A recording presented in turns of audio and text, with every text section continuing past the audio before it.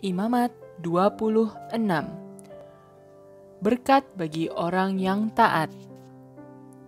Tuhan berkata, "Janganlah membuat berhala atau mendirikan patung atau tiang batu yang berukir untuk disembah.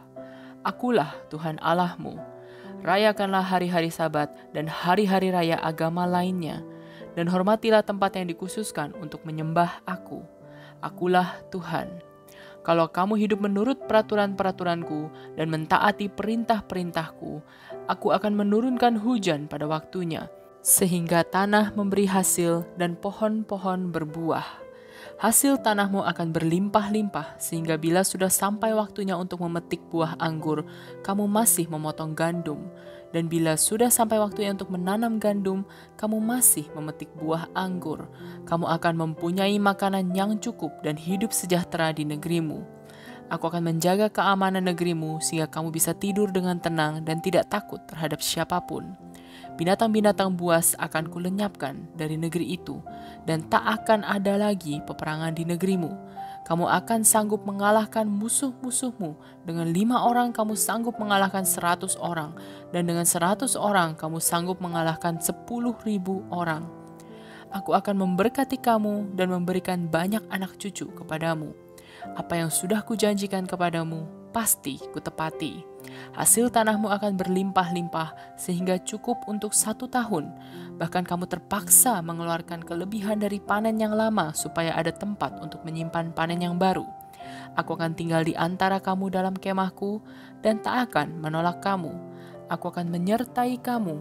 Aku akan menjadi Allahmu dan kamu menjadi umatku. Aku, Tuhan Allahmu yang membawa kamu keluar dari Mesir supaya kamu tidak menjadi budak lagi. Kekuasaan yang menindas kamu sudah kupatahkan, dan kamu kujadikan orang yang merdeka." Hukuman untuk orang yang tidak taat. Tuhan berkata, "Kalau kamu tidak mendengarkan Aku dan tidak melakukan perintahku, kalau kamu melanggar perjanjian yang kubuat dengan kamu dan tidak mau mentaati ketetapan-ketetapan dan peraturan-peraturanku, kamu akan kuhukum. Aku akan mendatangkan bencana ke atas kamu, penyakit dan demam yang tak dapat disembuhkan sehingga matamu menjadi buta dan kamu hidup merana. Kamu akan bercocok tanam tetapi tidak memakan hasilnya, sebab musuh-musuhmu akan datang mengalahkan kamu dan menghabiskan apa yang kamu tanam. Kamu akan kuhukum sehingga kamu dikalahkan musuh-musuhmu dan dikuasai orang-orang yang membencimu. Kamu akan menjadi sangat ketakutan sehingga kamu lari walaupun tak ada yang mengejar. Kalau sesudah mengalami semua hukuman itu kamu belum juga taat kepadaku, hukumanmu akan kutambah 7 kali lipat. Kamu sangat sombong, tetapi Aku akan menundukkan kamu. Hujan tak akan turun sehingga tanahmu menjadi kering dan keras seperti besi. Semua jerih payahmu tak ada gunanya, sebab tanahmu tak akan memberi hasil dan tanam-tanamanmu tak akan berbuah. Kalau kamu masih terus juga melawan Aku dan tidak mau taat kepadaku, maka hukumanmu akan kutambah lagi 7 kali lipat. Aku akan mendatangkan binatang-binatang buas ke tengah-tengahmu. Binatang-binatang itu akan menerkam anak-anakmu, membunuh ternakmu dan menghabiskan kamu, sehingga jumlahmu menjadi sedikit sekali dan jalan-jalan di negerimu menjadi sunyi. Kalau sesudah mengalami semua hukuman itu kamu belum juga mendengarkan Aku, tetapi masih terus melawan Aku, maka Aku akan menghajar kamu dan menghukum kamu 7 kali lebih berat dari yang sudah-sudah. Aku akan menimbulkan peperangan di tengah-tengahmu untuk menghukum kamu karena kamu sudah melanggar perjanjianku dengan kamu.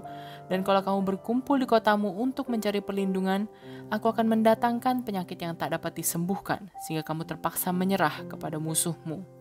Kamu akan kehabisan makanan sehingga 10 wanita hanya memerlukan 1 tempat pembakaran saja untuk membakar roti yang ada pada mereka.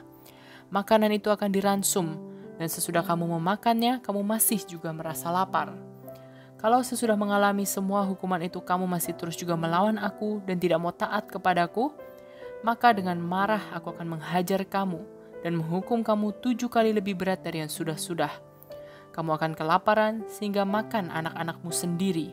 Aku akan menghancurkan tempat-tempat pemujaanmu di atas bukit-bukit, merobohkan mesbah-mesbahmu tempat membakar dupa, dan melemparkan mayat-mayatmu ke atas berhala-berhalamu yang sudah roboh itu.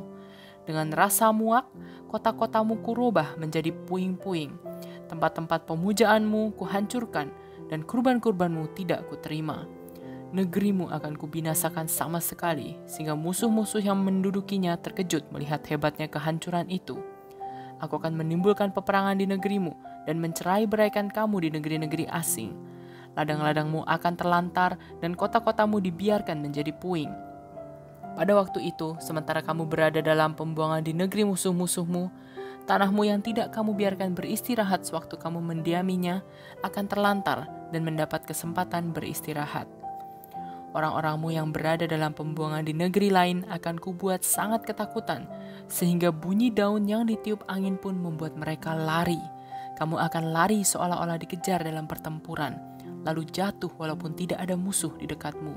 Kamu akan lari dan tersandung yang seorang kepada yang lain walaupun tidak ada yang mengejar, dan kamu tak akan mampu melawan musuh-musuhmu. Kamu akan mati dalam pembuangan, dibinasakan oleh negeri musuh-musuhmu. Sebagian kecil dari kamu yang masih hidup di negeri musuhmu akan merana karena dosamu sendiri dan dosa leluhurmu. Tetapi keturunanmu akan mengakui dosa mereka dan dosa nenek moyang mereka yang telah menentang aku dan memberontak terhadapku, sehingga aku bertindak melawan mereka dan mengusir mereka ke dalam pembuangan di negeri musuh-musuh mereka. Akhirnya, apabila keturunanmu sudah tunduk dan sudah menjalani hukuman karena dosa dan pemberontakan mereka, aku akan mengingat perjanjianku dengan Yakub, Ishak, dan Abraham. Aku akan memperbaharui janjiku untuk memberikan tanah itu kepada bangsaku. Akan tetapi tanah itu harus lebih dahulu dikosongkan dari penduduknya, supaya dapat betul-betul beristirahat. Dan umatku harus menjalani semua hukuman yang kujatuhkan ke atas mereka, karena tidak mau mentaati peraturan-peraturan dan perintah-perintahku. Tetapi selagi mereka masih berada di negeri musuh pun, mereka tidak akan kutinggalkan atau kubinasakan sama sekali. Sebab kalau mereka kubinasakan, berarti aku memutuskan perjanjianku dengan mereka. Sedangkan aku ini Tuhan, Allah mereka. Aku akan memperbaharui perjanjian yang kubuat dengan leluhur mereka ketika aku menunjukkan kekuasaanku kepada segala bangsa dengan membawa umatku keluar dari Mesir, supaya aku, Tuhan, menjadi Allah mereka. Itulah hukum-hukum dan perintah-perintah yang diberikan Tuhan di atas Gunung Sinai kepada Musa untuk bangsa Israel. Imamat 27. Peraturan tentang persembahan kepada Tuhan. Tuhan memberi kepada Musa peraturan ini untuk bangsa Israel. Apabila seorang dipersembahkan kepada Tuhan untuk menebus suatu kaul yang khusus, orang itu boleh ditebus dengan sejumlah uang menurut harga yang berlaku di kemah Tuhan. Laki-laki di atas 60 tahun, 15 uang perak. Perempuan di atas 60 tahun, 10 uang perak. Laki-laki antara 20 sampai 60 tahun, 50 uang perak. Perempuan antara 20 sampai 60 tahun, 30 uang perak. Laki-laki antara 5 sampai 20 tahun, 20 uang perak. Perempuan antara 5 sampai 20 tahun, 10 uang perak. Laki-laki di bawah 5 tahun, 5 uang perak. Perempuan di bawah 5 tahun, 3 uang perak. Kalau orang yang berkaul terlalu miskin untuk membayar harga yang ditetapkan, ia harus membawa orang yang sudah dipersembahkan kepada Tuhan itu kepada imam. Imam harus menetapkan harga yang lebih rendah sesuai dengan kemampuan orang itu. Apabila kaul itu mengenai binatang halal yang dapat diterima sebagai persembahan kepada Tuhan, orang yang berkaul itu tidak boleh menukarnya dengan binatang lain, sebab segala yang dipersembahkan kepada Tuhan menjadi milik Tuhan. Kalau ia menukarnya juga, kedua ekor binatang menjadi milik Tuhan. Tetapi kalau kaul itu mengenai binatang haram yang tak dapat diterima sebagai persembahan kepada Tuhan, orang yang berkaul harus membawa binatang itu kepada imam. Imam akan menentukan harganya menurut keadaan binatang itu, dan harga yang sudah ditentukan adalah harga mati. Kalau orang itu ingin menebus binatangnya, ia harus membayar harganya ditambah dengan 20%. Apabila seseorang mempersembahkan rumahnya kepada Tuhan, imam menentukan harganya menurut keadaan rumah itu. Harga yang sudah ditentukan adalah harga mati. Kalau orang itu mau menebus rumahnya, ia harus membayar harganya ditambah dengan 20%. Apabila seseorang mempersembahkan sebagian dari tanahnya kepada Tuhan, harganya harus ditentukan menurut jumlah bibit yang diperlukan untuk menanami tanah itu. Untuk setiap 20 kg gandum, harganya 10 uang perak. Kalau tanah itu dipersembahkan sejak tahun pengembalian, harganya harus dibayar penuh. Kalau tanah itu dipersembahkan sesudah tahun pengembalian, imam harus menaksir harga kontannya menurut jumlah tahun yang masih ada sampai tahun pengembalian yang berikut, lalu menentukan harga yang lebih murah. Kalau orang yang mempersembahkan ladang itu ingin menebusnya, ia harus membayar harganya ditambah dengan 20%. Kalau ia menjual ladang itu dengan tidak lebih dahulu menebusnya dari Tuhan, ia tidak berhak lagi menebus ladangnya. Dalam tahun pengembalian yang berikut, ladang itu menjadi milik Tuhan untuk selama-lamanya dan diberikan kepada para imam. Apabila seseorang mempersembahkan kepada Tuhan sebuah ladang yang telah dibelinya, imam harus menaksir harganya menurut jumlah tahun yang masih ada sampai tahun pengembalian yang berikut. Lalu orang itu harus membayar harganya pada hari itu juga. Uang itu menjadi milik Tuhan. Dalam tahun pengembalian, ladang itu harus dikembalikan kepada pemiliknya yang semula atau kepada keturunannya. Semua harga harus ditentukan menurut harga yang berlaku di kemah Tuhan. Binatang yang pertama lahir adalah milik Tuhan, jadi tak boleh dipersembahkan untuk kurban sukarela. Anak sapi, anak domba, atau anak kambing yang pertama lahir adalah kepunyaan Tuhan. Tetapi binatang haram yang pertama lahir boleh ditebus menurut harga yang berlaku di kemah Tuhan ditambah 20%. Kalau tidak ditebus, binatang itu boleh dijual kepada orang lain menurut harga yang berlaku di kemah Tuhan. Tak seorang pun boleh menjual atau menebus apa yang telah dikhususkannya tanpa syarat kepada Tuhan, baik itu manusia, hewan, atau tanah. Itu milik Tuhan untuk selama-lamanya. Bahkan manusia yang telah dikhususkan kepada Tuhan untuk dibinasakan tak boleh ditebus, ia harus dibunuh. 1/10 dari seluruh hasil tanah, baik gandum maupun buah-buahan adalah untuk Tuhan.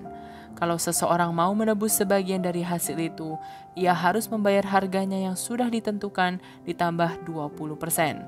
1 dari tiap 10 ekor ternak adalah milik Tuhan. Kalau ternak itu dihitung, setiap ekor ternak yang ke-10 menjadi milik Tuhan. Pemilik ternak itu tak boleh memilih-milih mana yang baik, mana yang jelek.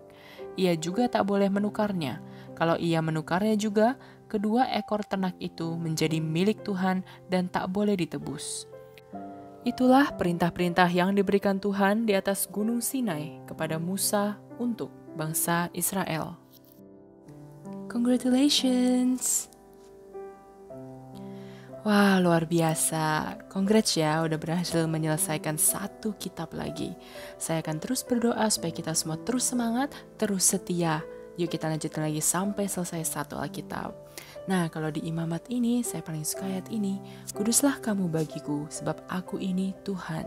Kudus dan aku telah memisahkan kamu dari bangsa-bangsa lain, supaya kamu menjadi milikku. Wah, keren banget ya. Jadi dipisahkan dari bangsa lain supaya menjadi miliknya Tuhan. Nah, kalau kalian, apa nih ayat favoritnya dari 1 kitab ini? Komen di bawah ya.